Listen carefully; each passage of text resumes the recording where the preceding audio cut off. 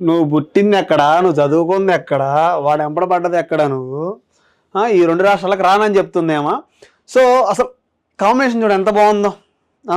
Combination అనేది సరే ఎందుకులే మనం కూడా మాట్లాడితే తప్పయిద్దది, ట్రోల్ చేసినట్టు ఉంటది గాని వాళ్ళని. సో, ఈయనొచ్చింది సనాతన ధర్మం కోసం వచ్చానని చెప్పాడు. నేను 2 రాష్ట్రాల్లో సనాతన ధర్మం కోల్పోతున్నారు, హిందువులు నష్టపోతున్నారని వచ్చానని చెప్పాడు. మరి ఒక్కటైనా చేశాడా ఈ శ్రీనివాస్ అనేవాడు? వీడిని అఘోరి అంటాం కూడా నాకు ఇష్టం లేదు అసలు. వీడి ఫోటో ఒకసారి పక్కన వేస్తాడు మావాడు.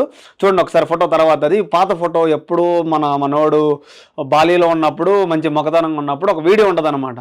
సో మరి ఏం జరిగిందో తెలియదు కానీ మనోడైతే అఘోరిగా మారిపోయాడంట. అఘోరీలు అలా ఉంటారు, అఘోరి పేరు చెడగొడుతున్నాడు తెలుగు 2 రాష్ట్రాల్లోకి వచ్చి. ఆ తర్వాత ట్రాన్స్జెండర్ పేరు చెడగొడుతున్నాడు. సో హిందువుల మీద కూడా విరక్తి వచ్చేలా చేస్తున్నాడు వీడు. ఏమంటే పెట్రోల్ పోసుకుంటా, తగలబెట్టుకుంటా చచ్చిపో ఫస్ట్ వేడాపోద్ది. తెలుగు 2 రాష్ట్రాలకి ఒక మంచి జరిగిద్దని నా అభిప్రాయం నాకు తెలిసి. సో ఈ అమ్మాయి మరి అంత బీటెక్ చదువుకొని మరి బుద్ధి ఉందా, ఈ అమ్మాయికి అసలు ఏమైనా ఉందా లేదా? తల్లిదండ్రులు 25 సంవత్సరాలు 24 సంవత్సరాలు పెంచిన అమ్మాయిని సో ఎవరో వచ్చో 10 రోజులు ఉండగా ఎలా వెళ్ళిపోతారు అసలు ఈ అమ్మాయిలు? కొంచెం ఆలోచించాలా. నా బాగానే ఉన్నాను, హ్యాపీగా ఉన్నాను, ఎవరు నన్ను బలించట్లేదని చెప్తున్నారు.